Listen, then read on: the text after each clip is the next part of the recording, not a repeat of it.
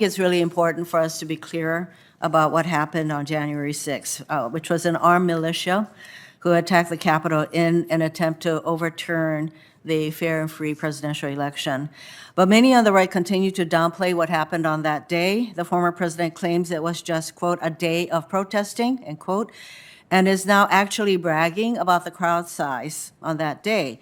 One congressional Republican compared it to a, quote, normal tourist visit, end quote. Another went on Fox News to apologize for calling January 6th what it was, a violent terrorist attack.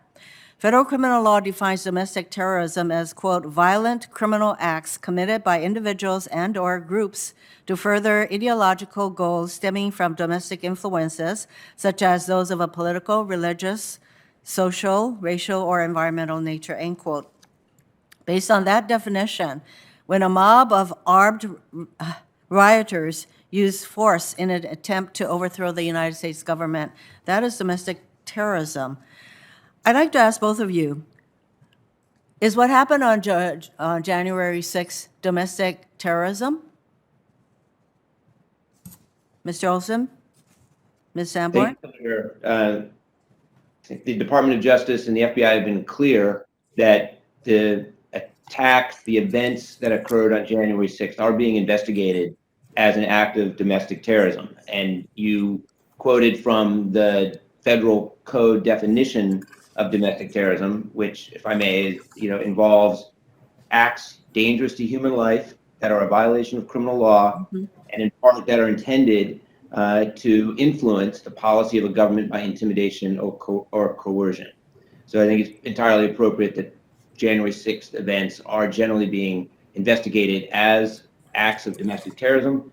Having said that, it's important to add that in any particular case, it will depend on the actual facts and circumstances of that case, which of course are now ongoing in the investigation and prosecution stages. I would consider that in that definition, the term acts is very critical because we're not talking about peaceful protesting. There have to be actual acts, violent acts being committed. Isn't that right, Mr. Olson? Absolutely. The focus, and it's important, I appreciate being able to point this out as well. The focus is on acts of violence or other acts that violate the criminal law, not peaceful protests, not assembling, not free speech, not any of the other types of activities that are protected under the Constitution and the First Amendment. Yeah, I think it's really important to focus on the fact that there have to be actual criminal acts occurring. This is not talking about a bunch of people touring the Capitol or people engaging in peaceful protests. I think that there is a tendency to mix those up, and that is why Ms. Sanborn said that we have to be careful about not interfering with one's First Amendment rights. That is not what was happening to a great extent on January 6th. So now that you've acknowledged, Mr. Olson, that these were what we were witnessing, domestic tourism on January 6th, I'd like to understand the department's approach to prosecuting the perpetrators. And my understanding is that prosecutors have not been pushing for the sentencing enhancements available for acts of domestic terrorism.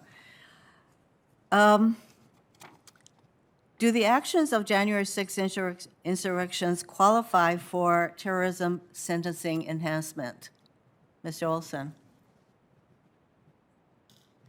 Senator, the Attorney General last week in a speech here at the Department of Justice talked about the scope and complexity of the January 6th investigation, talking about the more than 700 individuals who've been arrested, more than 325 individuals charged with felonies. Those cases are ongoing and pending.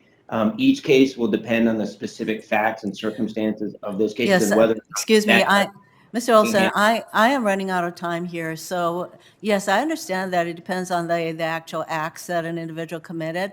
But if that individual committed a crime, such as attacking a police officer, would that person be subject to enhanced sentencing? Could be, right? It just depends, and it just depends on the facts and circumstances of the case, Senator. And if it's applicable, would the department pursue enhanced sentencing?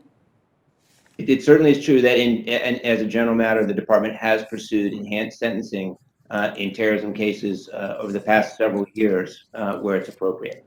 So as you consider, could I just ask one more question, Mr. Chairman?